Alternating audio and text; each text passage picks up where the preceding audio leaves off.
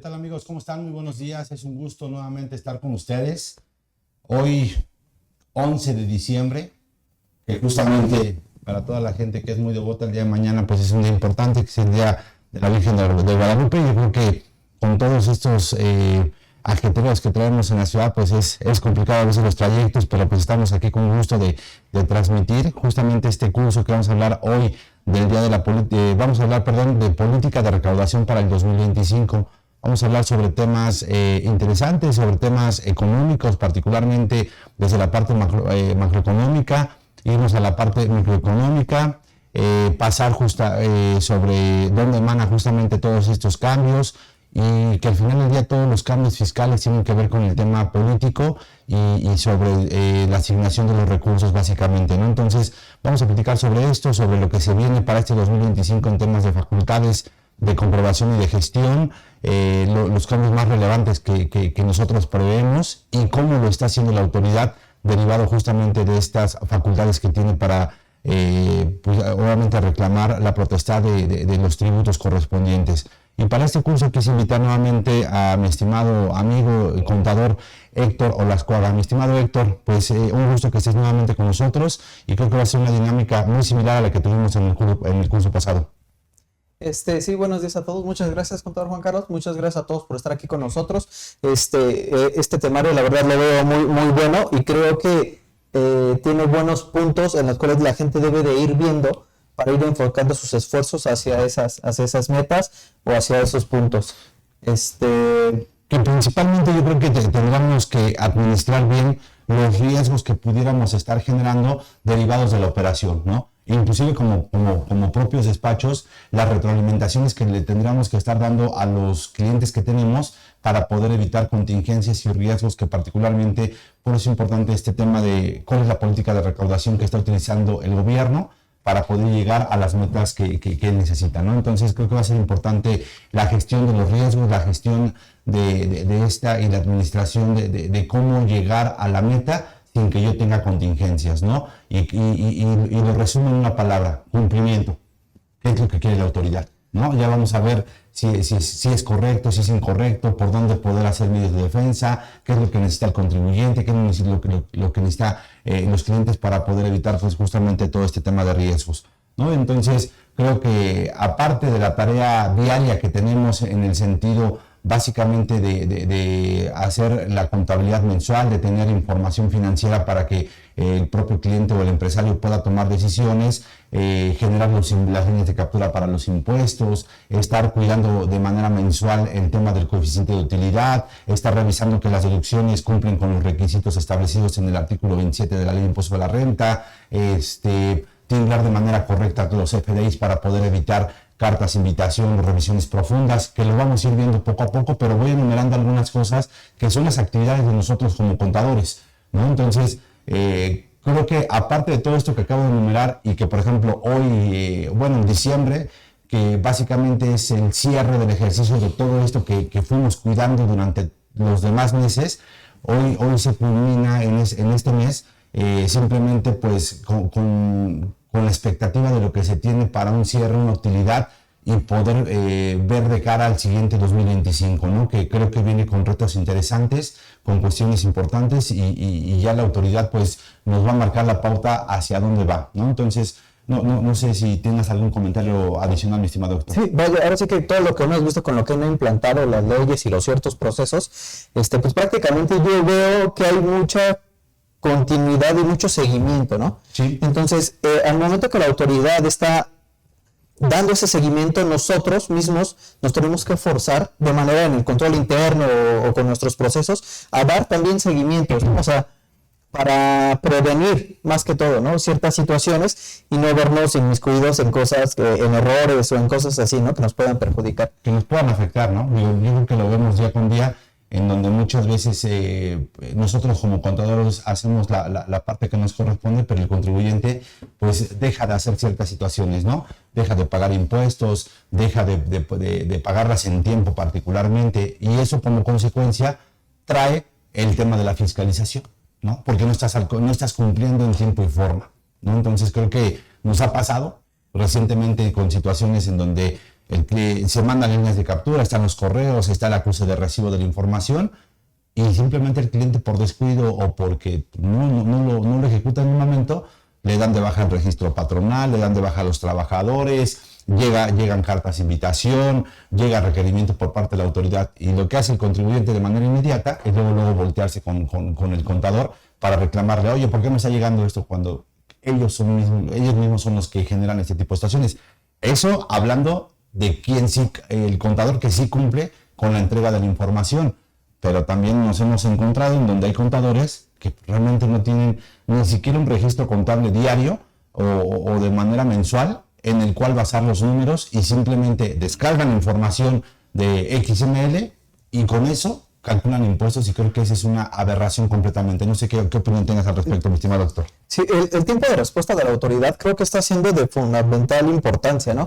O sea, prácticamente estábamos viendo que, un ejemplo, ¿no?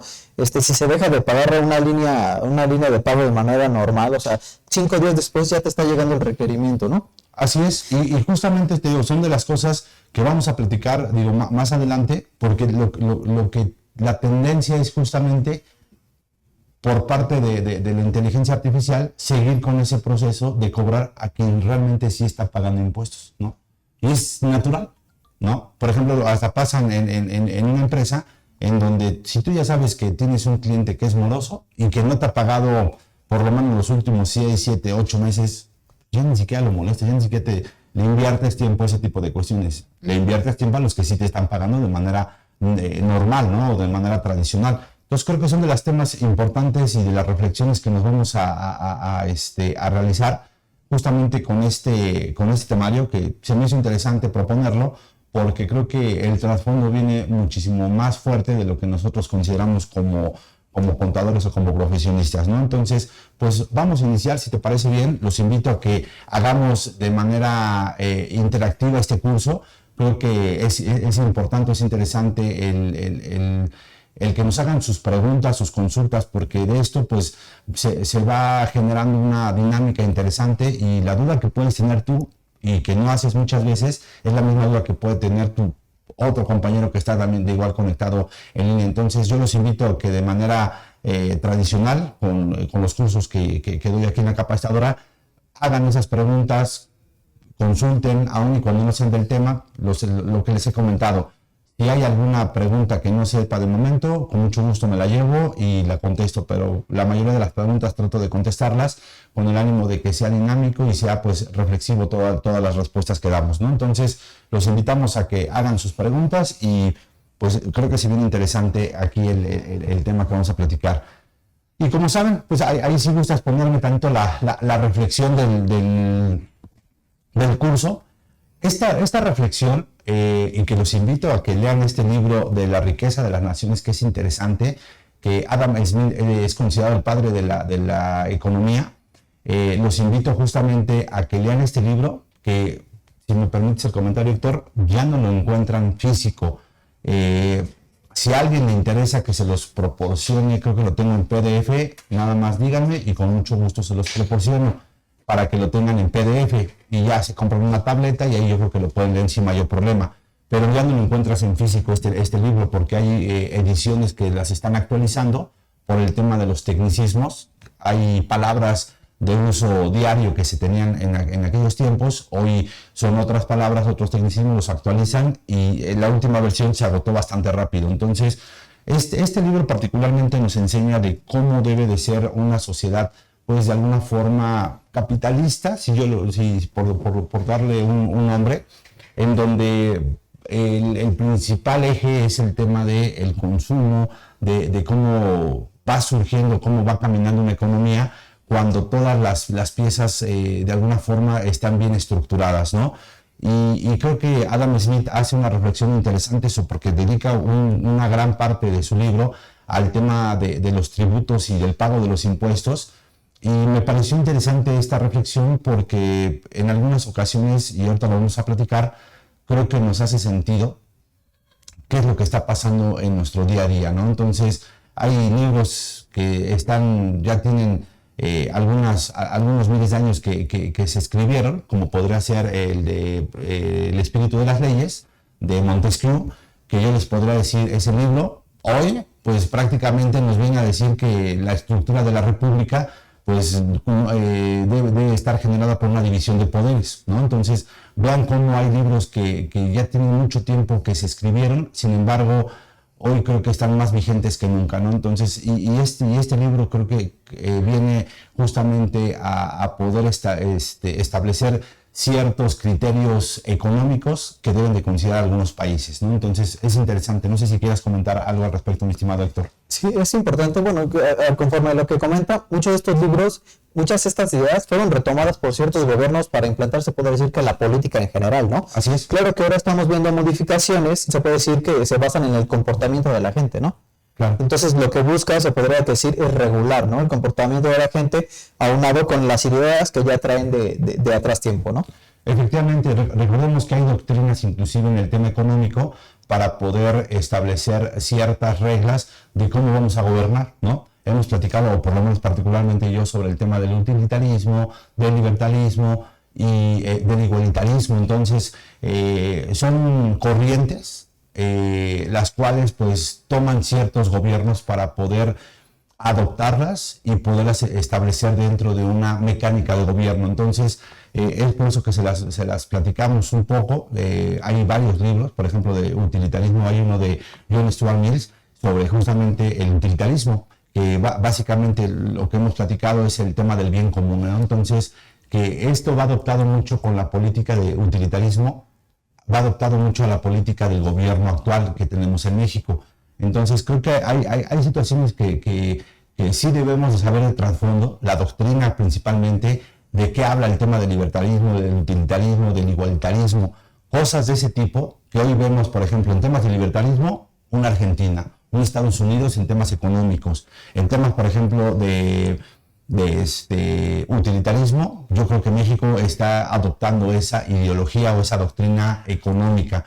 En temas de igualdad, pues hay varios países los cuales van adoptando estas doctrinas económicas y de esa manera se comportan para poder hacer la redistribución de la riqueza, que es lo más importante, ¿no? Entonces, retomo la frase y vamos platicando sobre esta política económica de México y por qué es importante identificar en dónde estamos parados y qué es lo que se pretende y si está correcto, y que nosotros hagamos una crítica real, porque creo que es importante que nosotros establezcamos esa parte, ¿no? De como ciudadanos, como gobernados, el hecho de identificar si es correcta o no la política económica que se está llevando, ¿no? Porque pudiera ser que nos esté llevando pues completamente al fracaso, ¿no? Vamos a ver, por ejemplo, ahorita que estamos trabajando con un déficit fiscal para 2025 y cómo lo van a hacer, si van a adquirir deuda, si van a emitir, por ejemplo, algunas cuestiones de inversiones como pueden ser CETES,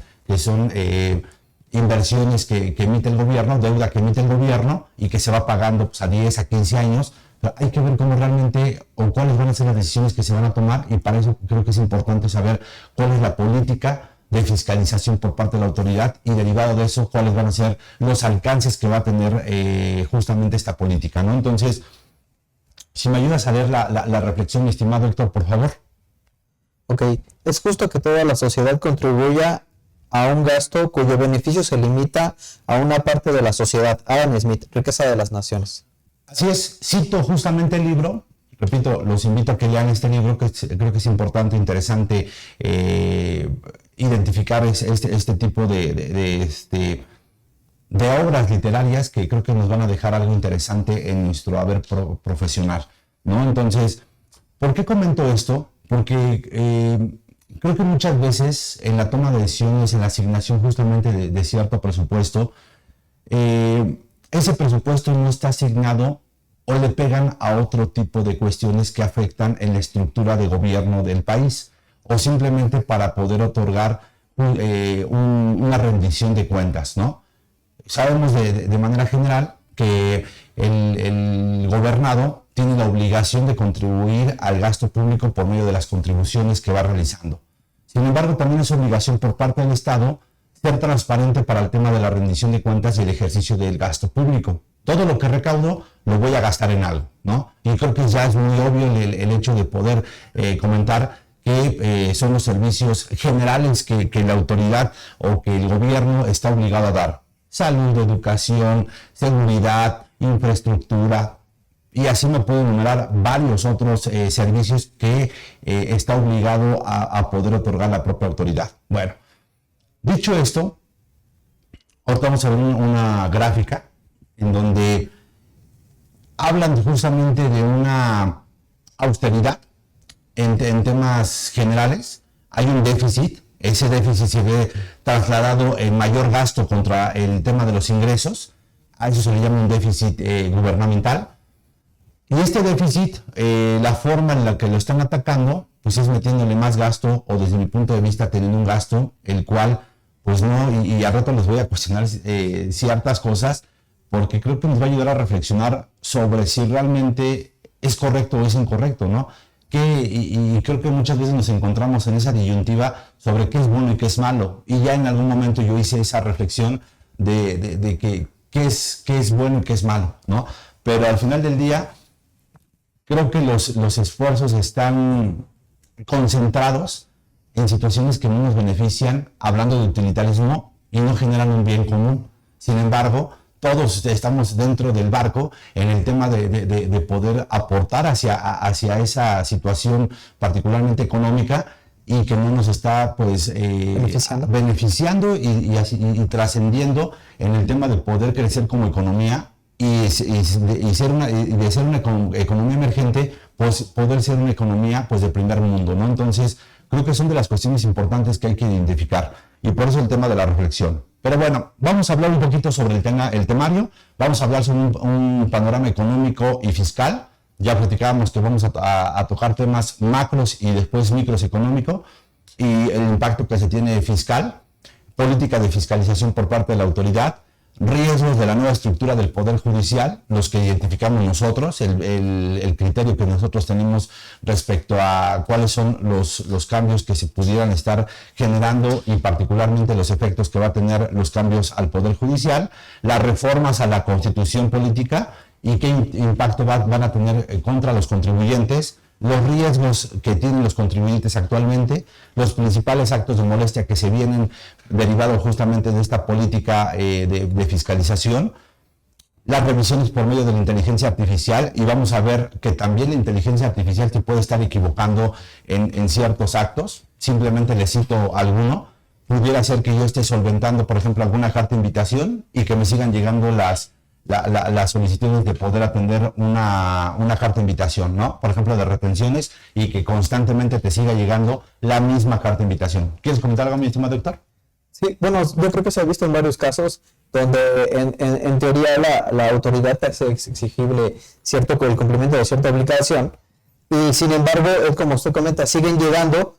Y muchas veces el mismo sistema del SAT, por ejemplo, no tiene habilitadas las cosas para que tú las puedas presentar. Sí, bueno, porque vamos a platicar más adelante sobre algunas cuestiones que te requiere la autoridad o te requiere el propio sistema, pero no tiene las herramientas o no tienes habilitada la plataforma para poder hacer el cumplimiento. Cuando en la propia constancia, que es un documento emitido por la autoridad, que dirían los abogados, es una prueba, se me fue el nombre de esta prueba, ahorita la recuerdo, y justamente esta prueba puede ser otorgada porque al final del día, si te dicen, oye, tus obligaciones son estas en estos periodos, pues tú estás obviamente a cumplir hasta el periodo que te establece, y que tu opinión de cumplimiento cambie de estatus simplemente porque te están considerando una obligación que no viene establecida en la propia constancia. Creo que son de las cosas interesantes. Por eso les comento,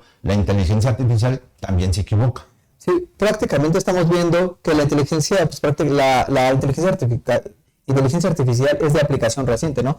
Entonces supongo que entre ella, todavía no, ha abarcado cierto sector, pero todavía le falta, ¿no? Entonces, desarrollarse. Entonces, todavía estamos viendo ciertos puntos donde está teniendo errores, ¿no? Así es.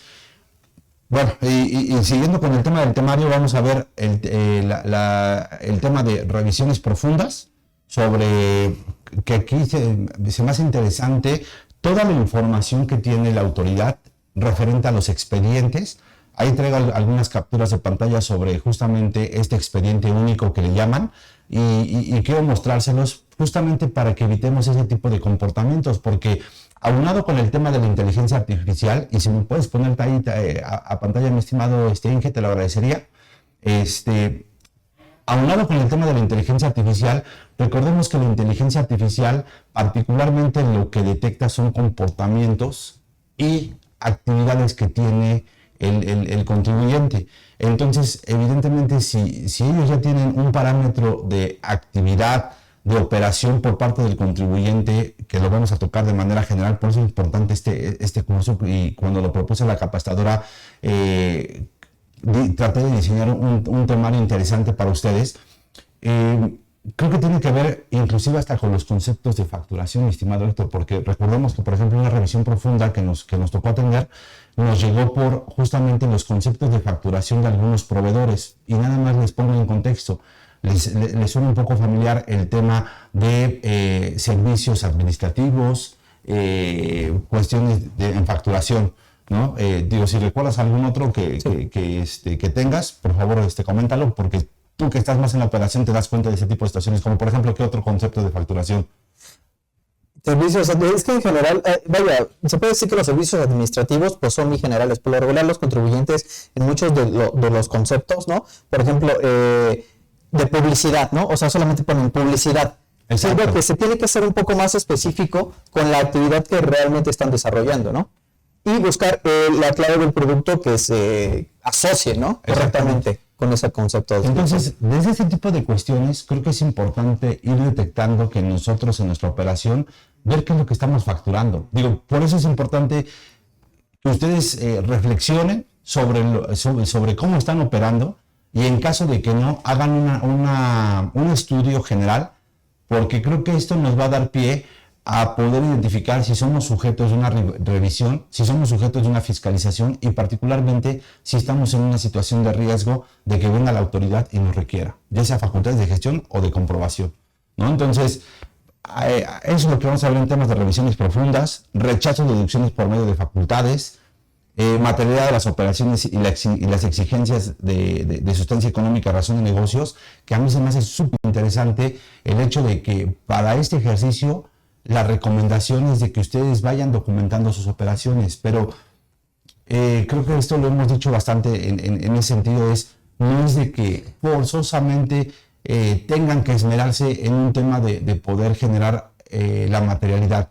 La materialidad debe ser la consecuencia simplemente de la operación y de los controles internos que se tengan dentro del negocio, ¿no? Entonces, creo que vamos a platicar algunos ejemplos sobre el tema de materialidad, pero es importante que ustedes tengan completamente documentados todos los procesos que realizan, con el ánimo simplemente de que si llega algún tipo de revisión, puedan ofrecer información, puedan dejar a la autoridad tranquila, y que no es lo mismo decirle a la autoridad: ¿sabes qué? No tengo nada de información, no tengo contabilidad, no tengo inclusive facturación, no tengo comprobantes de pago, no tengo cómo acreditar que efectivamente me prestaron un servicio, que me vendieron un bien, que se movieron los inventarios. Todo ese tipo de situaciones no es lo mismo que llegue la autoridad y que no tengamos nada en comparación con lo que sí podemos demostrar, ¿no? Entonces es lo que vamos a ver en el tema de materialidad. Vamos a ver un poco también de la responsabilidad de los socios, derivado justamente de esta fiscalización, hasta dónde llega la responsabilidad de los socios y quiénes, o si son todos los socios o solamente son una parte, ¿no? O únicamente el que administra o el que tiene mayor tenencia accionaria. Eso es importante identificar, porque creo que podríamos inclusive se pueden acercar con nosotros para preguntar el tema de la salvaguarda patrimonial por parte de los contribuyentes y de los empresarios particularmente, porque se puede hacer una salvaguarda justamente del patrimonio para poder evitar que puedan trastocar justamente los bienes interesantes o importantes que pudieran tener. Entonces creo que ahí vamos a tocar algunos puntos importantes. Y por último, traemos algunos casos de comportamientos, que es toda la parte práctica, ¿no? Lo que vemos en revisiones profundas, lo que vemos en cartas de invitación, lo que vemos inclusive en facultades que ya platicamos, en donde la autoridad tiene bien detectados a los contribuyentes que tiene que estar persuadiendo para que le paguen, ¿no? Entonces, creo que ahí está el temario. digo, desde mi punto de vista está bastante completo. Interesante. Está interesante y creo que eso es lo que vamos a ver, ¿no? O sea, a veces nos figuramos el tema de política de fiscalización como que vamos a hablar únicamente sobre cuestiones de revisiones o de auditoría por parte de la autoridad, pero es importante saber el trasfondo de manera general sobre qué es lo que emana o cuál es lo que de alguna forma fundamenta la autoridad para poder obtener más recursos y en qué los va a emplear, que es lo más importante hoy en día. Hacer una petición, yo pongo el ejemplo claro con el tema de Reciclo, en donde hubo amparos, hubo controversias, hubo un sinfín de medios de defensa y la autoridad tuvo que doblegar las manos para poder darle al contribuyente lo que está requiriendo. El contribuyente debe de ser hoy en día uno de los factores importantes, porque recordemos que la forma en la que la autoridad hoy puede obtener recursos es de los impuestos. Y si el contribuyente está muy pendiente de los cambios y no se deja y realmente solicita una rendición de cuentas real y efectiva sobre los gastos y las erogaciones, creo que ese hoy tiene que ser el sentido de nosotros como ciudadanos, como contribuyentes al Estado, de que solicitemos una aclaración sobre el tema de la rendición de cuentas particularmente, que no nos salgan con temas de que las asignaciones, particularmente, por ejemplo, de licitaciones, son por adjudicación directa, que hoy el gobierno así lo está haciendo. Hoy genera, por ejemplo, ciertos negocios o ciertos proveedores requiere, pero ya son por adjudicación directa, cuando hay un proceso inclusive por parte del propio gobierno para que puedan licitar varias empresas y se les pueda otorgar justamente la proveeduría de ciertos productos o servicios como tal. Entonces, pues ahí en redes sociales hay información correcta, hay información que hay que investigar que sea la correcta, pero sin embargo creo que nuestro haber diario es identificar ese tipo de cuestiones importantes y que se haga una buena rendición y transparencia de las cuentas hacia el gasto público.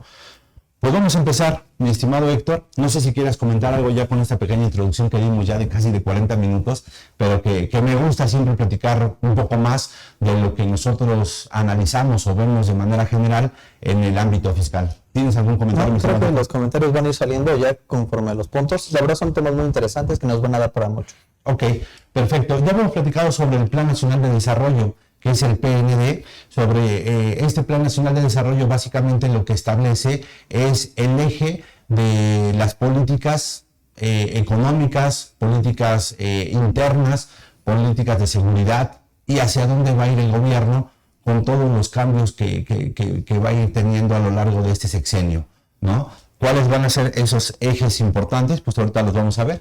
Para este 2024-2030, que va a ser este periodo que está este gobierno, estos son los tres ejes importantes de ese Plan Nacional de Desarrollo: justicia y Estado de Derecho, desarrollo económico y bienestar.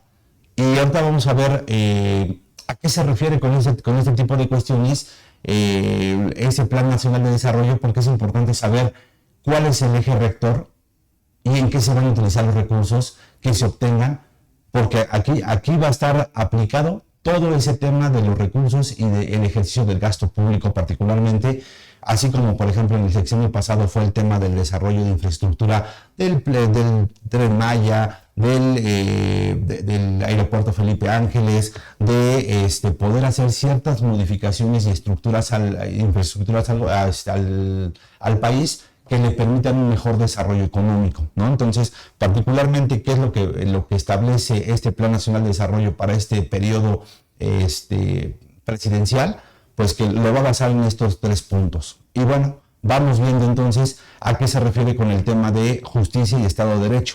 Garantizar la construcción de la paz, el pleno ejercicio de los derechos humanos, la gobernabilidad democrática y el fortalecimiento de las instituciones del Estado mexicano, ¿no? Entonces, ¿en qué sí se va a invertir y en qué se va a generar inclusive también cuestiones de cambios? Hoy lo estamos viendo.